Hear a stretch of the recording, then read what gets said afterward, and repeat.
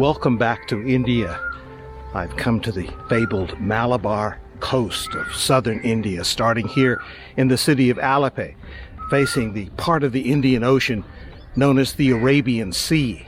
Alleppey, whose official name is Alappuzha, and I'll get to that in a bit, is a city of 250,000 people, but that, at least where I am, feels more like a small beach town. My homestay is in a neighborhood with small guest houses and mom-and-pop eateries up against the Indian Ocean.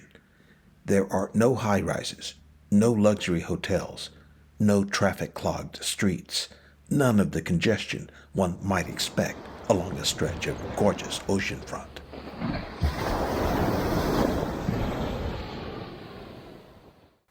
Alleppey is a main gateway to the so-called Kerala Backwaters, a vast network of rivers, canals, lakes, and lagoons famous from the days of ancient spice traders. People come to explore the backwaters aboard antique rice boats converted as houseboats and on smaller vessels, as you'll see.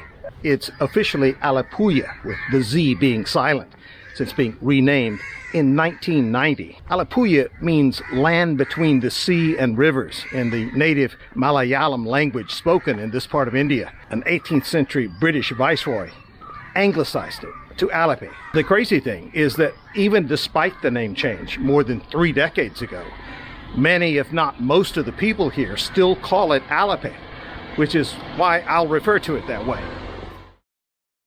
I should tell you a few things about this very out of the norm for India state of Kerala.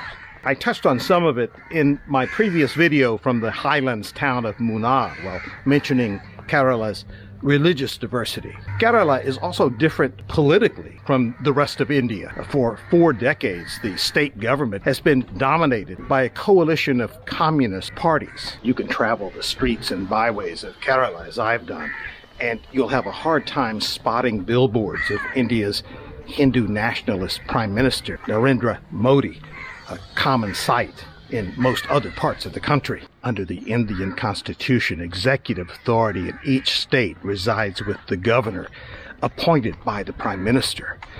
But that authority is exercised only by or on the advice of a state's elected chief minister and his cabinet.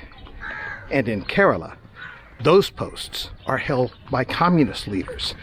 So even the role of the Prime Minister appointed governor here is of diminished relevance. Among Indian states, Kerala is the least impoverished, has the highest literacy rate, and the highest life expectancy.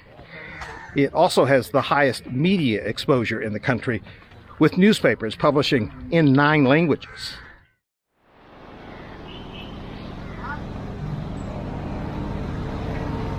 For about $30 US, you can hire a boatman to take you into the coastal backwaters for which Alleppey is famous for about 6 hours or so. I arranged my trip through the host family at my homestay.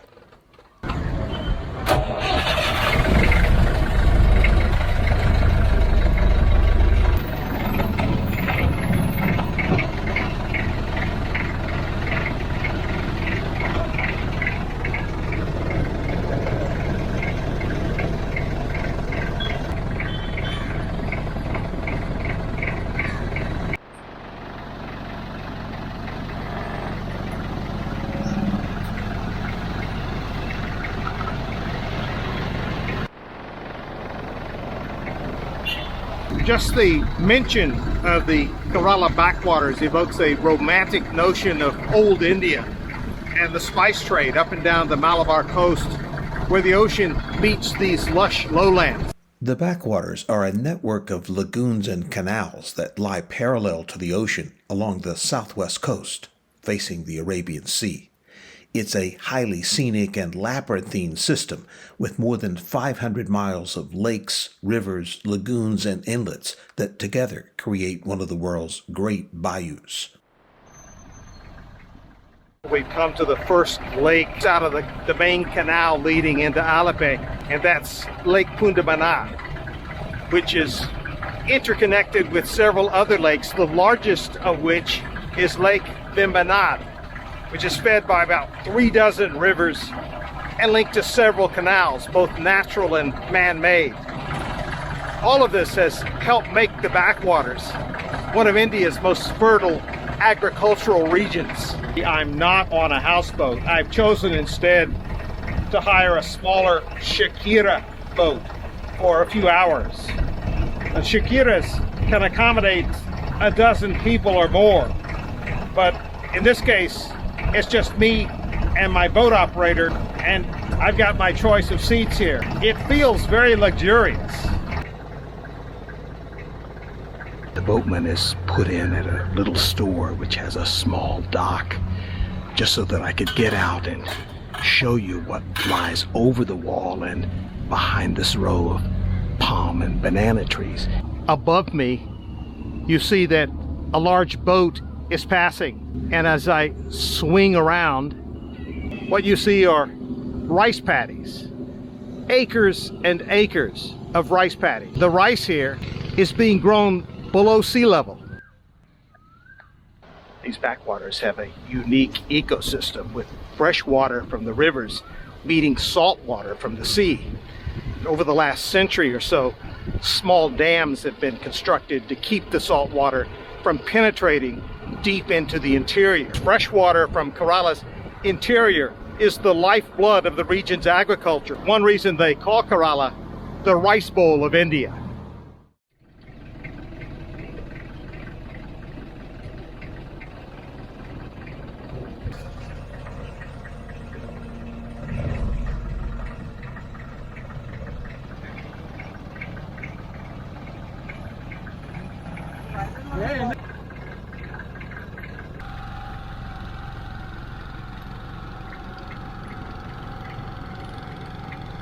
Whatever perceptions you may have before coming to a place like this are challenged when you get here. For one thing, many of the canals that are full of plantations and small farms are filled with villages where, as you can see, the houses are quite nice and people are doing quite well. Those who moved in here 3-4 decades ago have largely stayed, and they've seen their properties appreciate. And in addition, there's really no more land to be had, so it's quite a closed-in community, one with a very special lifestyle. There may not be a car in every garage, but you can bet there's a boat at every dock. It's almost like a landscaped agricultural space with a beautiful stream winding through it, lined with palm trees, banana trees, boats plying up and down the canals, and very pleasant shaded homes on each side. The houseboats, or ketavalam in the local Malayalam language, have been a fixture of these backwaters for generations. There are said to be more than 2,000 of them in the area around Alleppey. Most are old, antique-ish rice boats that have been repurposed for tourists. Although the boats are tricked out in different ways, they're all made of wood and are about 100 feet long. In their previous incarnations, they had thatched roofs to provide protection from the elements for the rice grain shipped to port from the canals and lagoons bordering the rice paddies here. If you come here, especially as part of a group, houseboats are a great option to use as overnight accommodations. A lot of people do that. Shakira boats like the one I'm on are ideal for day trips, for small groups, or in my case, individuals. But there's also a third, least expensive way to explore the backwaters. You can jump aboard very cheap ferries that cross from island to island here.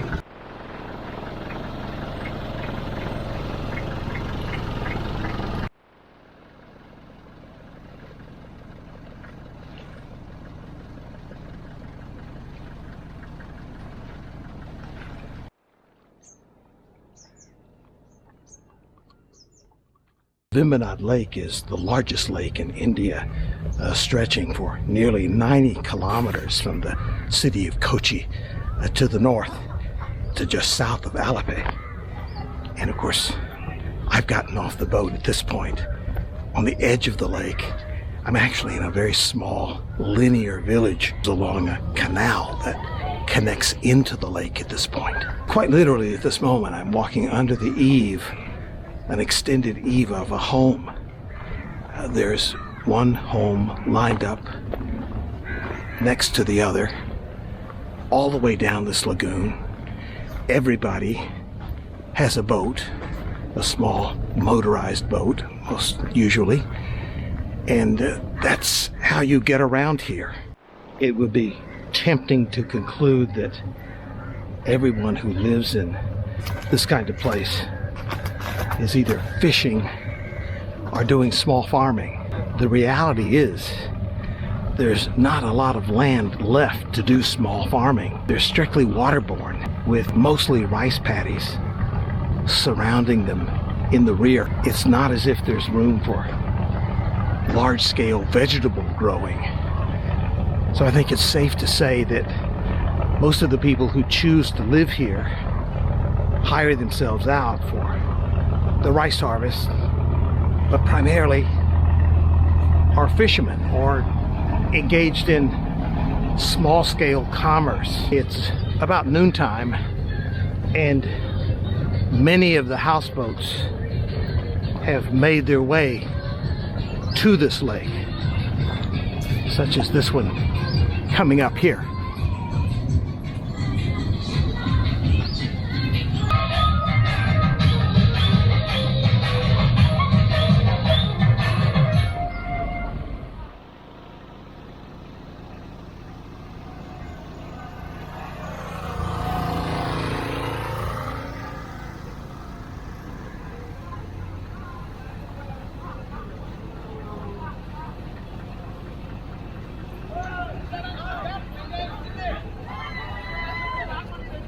Past the midday busyness of the lake, the backwaters give way to lazy afternoons. You float past boats bobbing in the water, people fishing outside their homes, or doing laundry. There's no way not to fall under its spell, and to be content to do nothing more than watch the boats go by.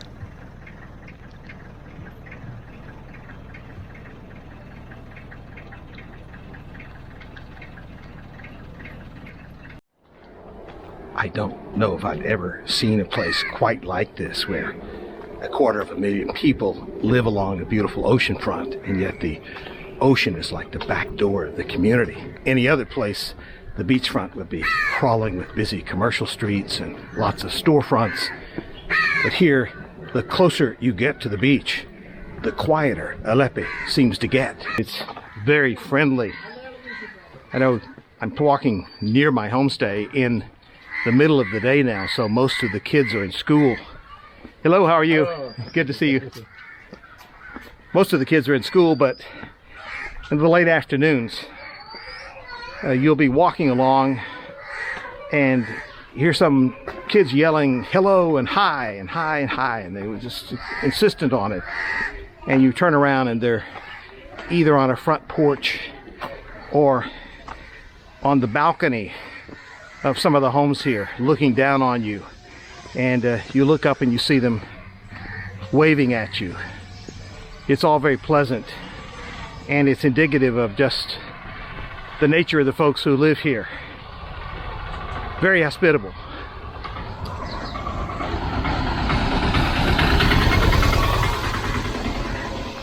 And that tuk-tuk, by the way, is also representative. It's about the only thing you see here beyond motorcycles or scooters in the way of transportation, because there are really very few cars.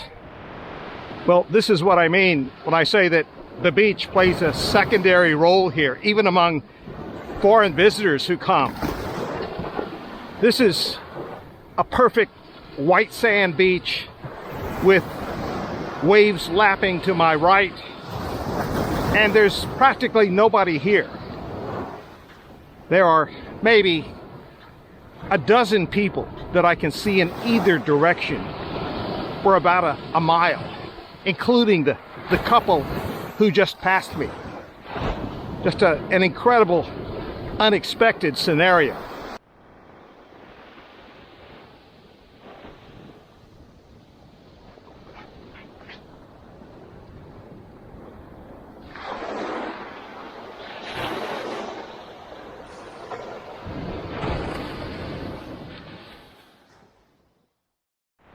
I've holed up in this town for several days now, and each day I've been amazed, even over the weekend, that so few people seem to be at the beach here. I mean, there were crowds here, you could call it that, I guess, on Saturday and Sunday, but still plenty of open space. But regardless, each day, each morning, each evening, especially at sunset, you can find a chair or table in one of the little neighborhood cafes here, which are often up on the second floor of a building with open views to the beach. Just sit back, have a drink, and enjoy the view. And it seems as if you're more on a distant, lonely beach island than in an urban center of almost 250,000 people.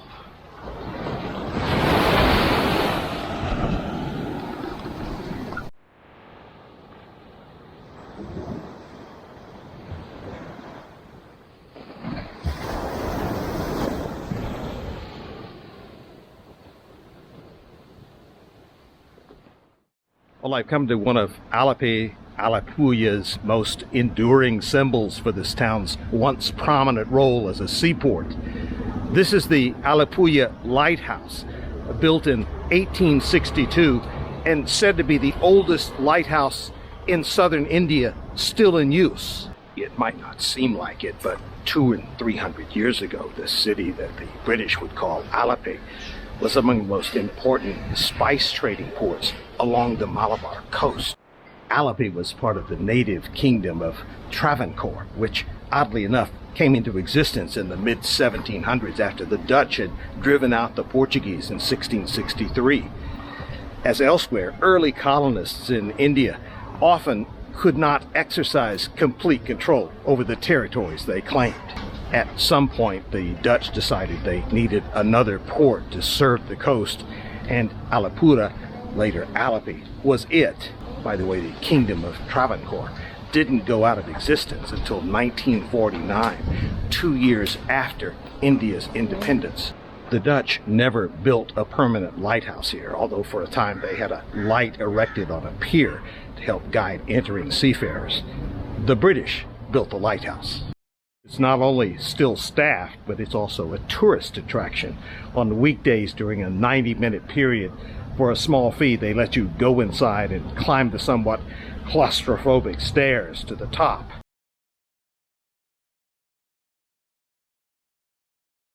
Let's let the climbing begin.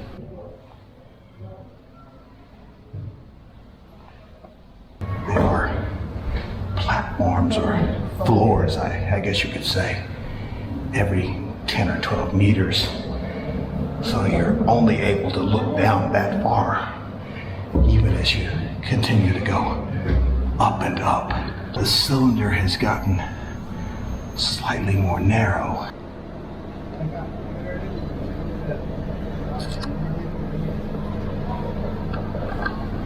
Well, I've made it to the top level, but I'm literally on my knees because I'm going to need to slouch down so low to get to the outside of the lighthouse, where it's quite windy, by the way. So here goes.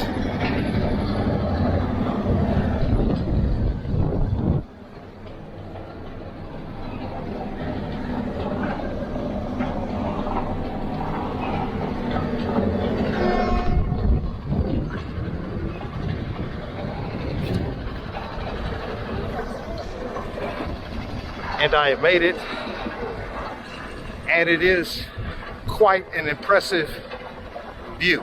There's a breeze blowing at, I would say, roughly 20 knots, except for the specific spot where I'm standing on the southwest side of the cylinder. And to my surprise, even though I met no one going up with me, there are maybe a dozen people up here just hanging out and enjoying the view. And with no one wearing shoes up here, this probably qualifies as clean a lighthouse as you'll find anywhere.